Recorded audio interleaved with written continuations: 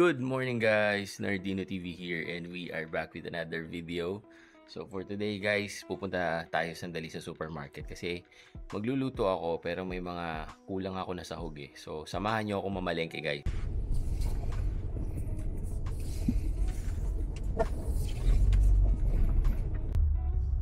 Today is Saturday pala guys. Tapos naka long weekend kami ngayon kasi Labor Day sa Monday guys. Kaya long weekend.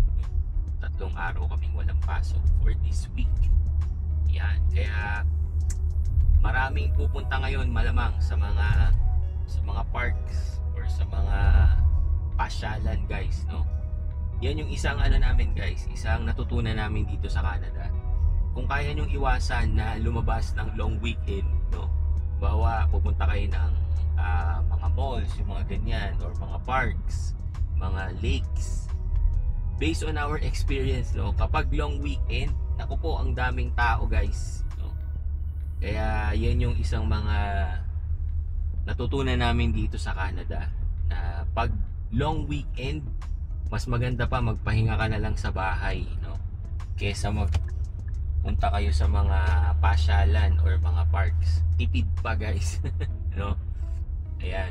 Hindi katulad sa atin, di ba, sa Pilipinas, kapag long weekend, may mga may mga plano tayo kung saan tayo mamamasyal, kung saan pupunta, ganyan, no. Dito naman, pwede rin guys. Kumbaga, ita-timing nyo lang talaga kasi kapag hindi nyo na plano ng maayos at na-timing, nako, una, halimbawa magpupunta kayo sa mga lake or sa mga park, ang una nyo magiging problema or hassle doon guys is yung parking. Kasi ang daming tao. No? Kasi nga, ganun na yung thinking ng karamihan, no? Long weekend, sasamantalahin nila yung long weekend. Kaya halos lahat sila doon din ang punta, di ba? Maraming beses nang nangyari sa amin yun, guys, no? Kaya ngayon, pag long weekend, kung kaya namang iiwasan namin na magpaplano kami na pumunta sa mga parks na ganyan, ta-timing na lang namin guys ng ibang araw. Yan. Mas nagiging effective sa amin guys yung, alam niyo yun, merong pasok tapos talagang nakaplano kami na pupunta sa isang lugar. Mas okay yun kesa yung pupunta ka ng long weekend. Okay, dito na tayo guys. Tayo sa Save On Foods guys. Dito na tayo sa loob. Hindi na tayo magkakart guys. Kasi konti lang naman ang bibili natin. So ito na lang.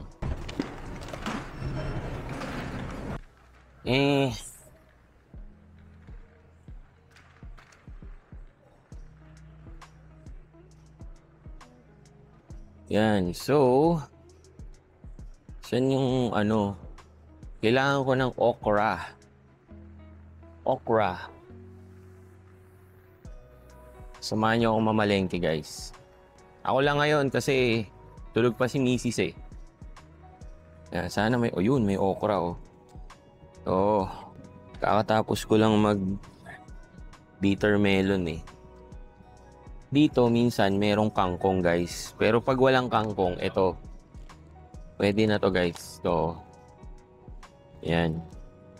Parang kangkong din to, tapos mas masustansya pa yata sa kangkong. Yan, yung mga ganyan. No? Yan. Hindi na lang tayong bumili kasi paubos na yung stock ko eh. Ito. Yuchoy. Diba? Tapos bili tayo ng kamatis. Kamatis, where are you? Dito. Kamatis. Siguro mga ilang piraso lang kasi mayroon pa ako sa bahay. Bumili ng bell pepper eh. Aso ang lalaki ng bell pepper. Ito pala. Ito. Bell pepper. Yan. Paubos na kasi yung Coffee Mate natin guys. So bili tayo ng Coffee Mate. Tapos Pili tayo ng evaporated milk. Para pwede tayo pwede tayo sopas. Yan o. Pili tayo evaporated milk. Tapos, ano pa ba bibili natin? Champurado daw kung meron. Dito pwede ka rin mag-refill ng tubig oh. Yan. Pwede kang bumili ng tubig dyan. Pero kami, yung filter lang binibili namin, okay na. Cornstarch pala. Kailangan ko ng cornstarch. Cornstarch ba dito? Cornstarch. Ayun, cornstarch. So, punta tayo sandali dun sa sa meat section. Bili ko ng giniling.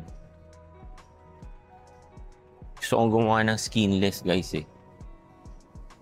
Tayo ng giniling dito. Ground pork. $7. Ano timbang nito? Latin kilo. Hindi tayo ng... Hindi tayo 3.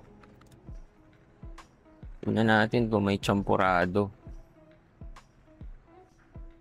O, di ba? Meron din kami mga chippy dito, guys. Ayun o, ding dong. Ding dong. Ayun lang. Aros caldo lang eh, oh. Wala yung pang champurado. Mga champurado. Di bale. Pwede namang Milo lang. Tapos malagkit. Pwede na yun. Gatas, tsaka itlog. Ayun. Bili tayo ng gatas, tsaka itlog. Okay. Ito, gatas. Tapos, itlog. 18 pieces. Yan. Okay na to. Tapos na. Pumalengke na tayo, guys. Di ba ganun lang kabilis? Pag ako namamalengke, guys, mabilis lang. No? Shoutout sa misis ko, ha. Kasi pag misis ko namili, alam nyo na. Ayun lang. Di ba? Tapos na ako mamalengke, guys. So, may mga din, no? May mga longganisa rin. Nakakamiss yung hotdog natin, eh. Nako, ito na. Tumatawag na yung bossing ko. Bakit kaya?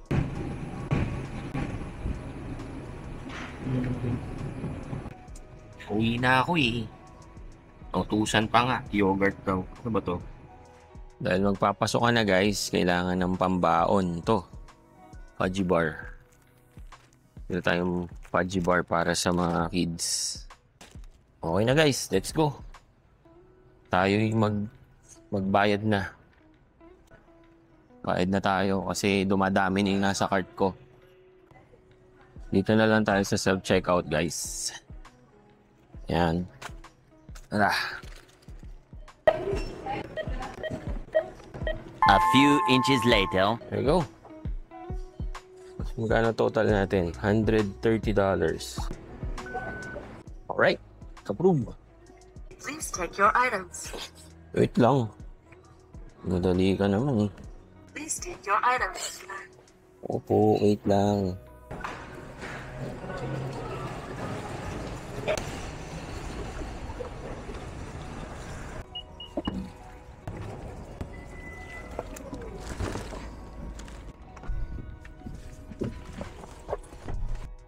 Okay, uwi na tayo, guys. Pamalengke na tayo, mabilis lang. Ngayon, uwi na. Ganun lang, guys. Ganun lang kabilis mamalengke, no? Tsaka ano lang naman yun, pangdagdag lang kasi nga magluluto ako ngayon eh. Magluluto ako ng sinigang kaya kailangan mamalengke ng konti. Tsaka syempre, hindi ko kasama si Mrs. ngayon, mabilis ako. Peace. Peace tayo. Yari ako kay Mrs. nito kapag nakita niya itong vlog ko. Diba? Ewan ko, no? Siguro yun ang pagkakaiba mostly ng mga lalaki at babae, no? Ewan ko, no? Kasi ako kapag mamimili ko kahit na supermarket o mall, di ba? Alam ko na sa isip ko kung ano yung bibiling ko. So doon lang ako pupunta, di ba? So same din sa supermarket pag ako namamalengke. Alam ko na kung ano lang yung mga bibiling ko. So doon lang ako pupunta. So in less than 30 minutes, tapos na ako no? Kayo ba guys? Paano ba kayo mamalengke, no? Pero kasi meron namang mga tao na parang comfort zone nila kasi kapag sila ay namamalengke or nagsha-shopping ng mga ganyan, no? Comfort zone nila yan Kaya siguro sila talagang umiikot, parang window shopping na rin, parang ganon, no? Anyway, so yon guys, yan ang aking quick pamamalengke POV, no? Tinur ko lang kayo doon sa aming supermarket dito. Ganyan kami mamalengke dito sa Canada. Nakakamiss din yung mga ano natin diyan sa Philippines, yung wet market natin, flea market, talipapa, yung mga ganyan, di ba? Nakakamiss din kasi mostly na mga nandyan sariwa, di ba? Hindi tulad pag yung yung dito sa Canada, mostly guys frozen, no?